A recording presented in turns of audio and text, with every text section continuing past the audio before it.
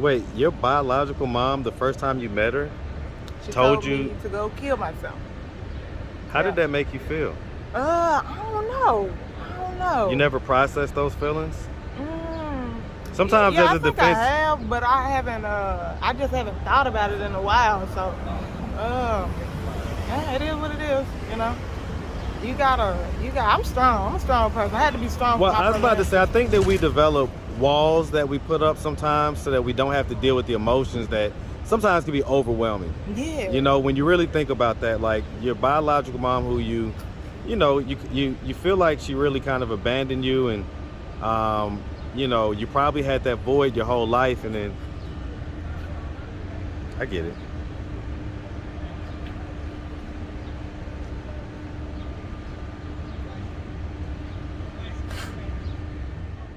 But come here. What's up, YouTube? Thank you for liking, subscribing, and sharing. Listen, if you want to support the channel financially, hit the super thanks button. Any amount is much appreciated. Now back to the content. What's up, YouTube? Atlanta Street Interviews out here with another one. So we got a young lady out here today. How you doing today, miss? I am good. Good.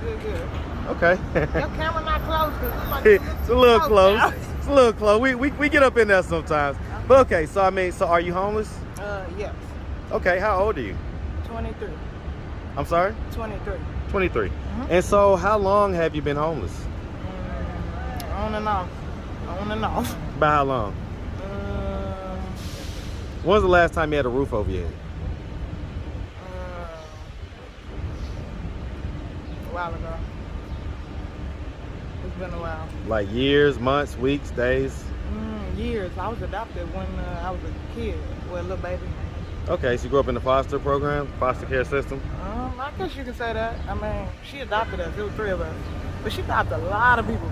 But it was 3 of us that was related. But my sister passed back in 2015. Your sister passed? Yeah, she died back in 2015. I'm sorry to hear about that. How did she die? To be honest, I don't know. I think how she died was a little suspicious, but you know, it is what it is. So, I mean, you're 23. I guess you age out of the foster care system at 18. So is that pretty much kind of how long you've been homeless? On and off, yeah. Well, I stayed with my brother back in 2017, but I was dedicating my life to Jesus, and he didn't like that, so he kicked me out. He didn't like the fact that you was dedicating your life to Jesus? Yeah. What didn't he like about it? Oh, you know, light versus darkness. People don't like that. But I ain't care though. I mean, I picked Jesus over anybody. 2017, you was 18 then? Yep. And that was your biological brother? Yeah. He's older than you? Yeah. He's should be 25, gonna turn 26. Oh, he's a couple years older? Yeah, we was all a year apart. Okay, and so what age did you go into the foster care system? How old were you? Man, I probably wasn't even 1 year old. Huh. Yeah, my biological mom and dad abandoned us when we was kids. So, you know, it is what it is. Okay. And so your foster parent, was that like a family member, or that was just a complete stranger, different person? Stranger. And so I didn't find out I was adopted until I was 7, and ever since then it got bad in the house. She was putting locks on refrigerators. We couldn't even eat. Her biological grandkids, she adopted them too, and they was abusing us, texting us, whatever you can think of. We pretty Wait, much. you got R word by your what you just said? Yeah. Yeah. So what age did that happen? Well, my sister got raped by a friend of my adopted mother and her grandchild, and we was probably about 13 maybe. Yeah, it's been a while ago. And so, and you say that happened to you with someone that was in the house with you? Well, my sister got raped, but I got raped by my mother's boyfriend. You say your mother, meaning your foster mom, right? Yeah. Okay. But through it all though, you know, I'm still able to love them people though, you know, only because of Jesus. If I wouldn't have gave my life to Jesus in 2017, I would have hated my heart towards them, and I don't no more. So. Were you raised in the church? Yeah. I was, but I ain't know Jesus then. I mean, So it didn't click on until you got a little older? yeah, it did, and that's the best decision I ever made in my life. Yep, I know he got me, and that's all that matters now, you know. But I think somebody might have killed my sister. I'm not gonna lie. My brother believed the same thing, but he a little, that death messed him up like bad. He think everybody killed him. Everybody. I mean, I got a tattoo on my right arm that say R.P. Live. It got a skeleton bone, and he think that I poisoned her. Like her death really messed him up bad. And so, were you the baby of the three of y'all? I was. And so, did y'all have the same biological mom and dad? Yep. Okay. Yep. And when I turned 16, when Aaliyah died, it's crazy because I always wanted to meet my real folks, but they finally popped up. I got in contact with my biological mom, and the first thing she told me was, go kill yourself. She said it with a little more profanity, but I don't use profanity, so. Wait, your biological mom, the first time you met her, she told me you to go kill myself. How did that make you feel? I don't know. You never processed those feelings?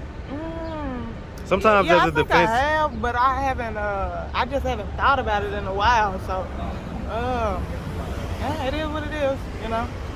I'm strong. I'm a strong person. I had to be strong. Well, I was about to say, I think that we develop walls that we put up sometimes so that we don't have to deal with the emotions that sometimes can be overwhelming. Yeah. You know, when you really think about that, like your biological mom, who you feel like she really kind of abandoned you, and you know, you probably had that void your whole life, and then I get it.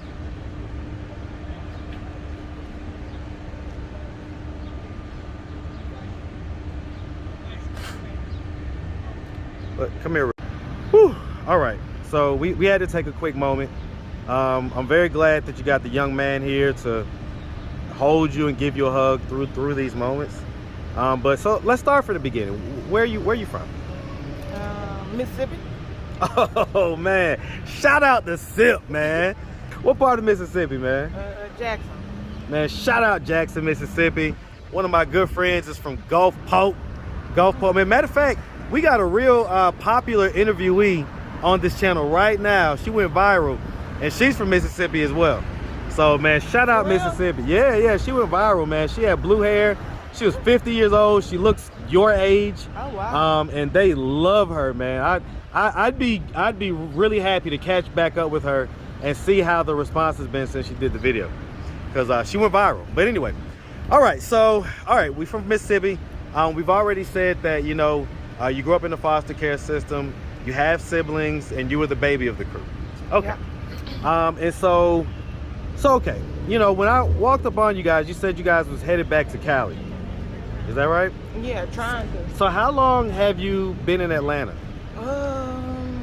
Just a few days. Okay, so what made you come here? Well, my biological granddad is here, but not in Atlanta. I'm not gonna say his location. Just somewhere in Georgia, though. Somewhere in the metro. Is it Metro Atlanta area, or is it like far away somewhere in Georgia? No, it's not far. Okay, so he's here. Is that your mom's dad or your dad's dad? My dad. Okay. So you say that you met your mom. Did you ever meet your dad? No. No? Okay. I did not. I did talk to him. Well, I mean on the phone, yeah, but not in person. Not I met her in person.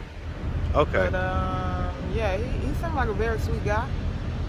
Okay. He actually just resurfaced because he's been hiding for some years. But for some reason, it don't bother me that I haven't talked to him. But that mama situation, that's a little deep for me. I get it, man. I get it. Like I say, I mean, sometimes, you know, I don't even have a plan on how I run into folks.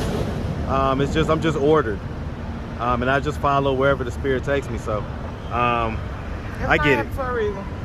Absolutely. So, okay. So, do you have any kids? No. Have you ever been married? I am married. You say you are married? Yeah. Okay. Is that the guy that I met? Mm-hmm. Okay. All right. So, how long have y'all been married? Since December of 2020. Okay, and so y'all just got married in December, so I mean, were you guys in a state of homelessness at that point, or? Yeah. Okay. And so is he like around the same age as you? Yeah. All right. So how long had y'all been dating before y'all got married? I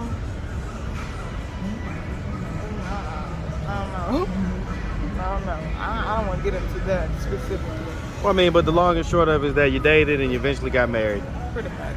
Okay. So, I mean, do y'all plan on, like, you know, like, what's y'all's plans on? So, okay, what are you going to do when you get back to Cali?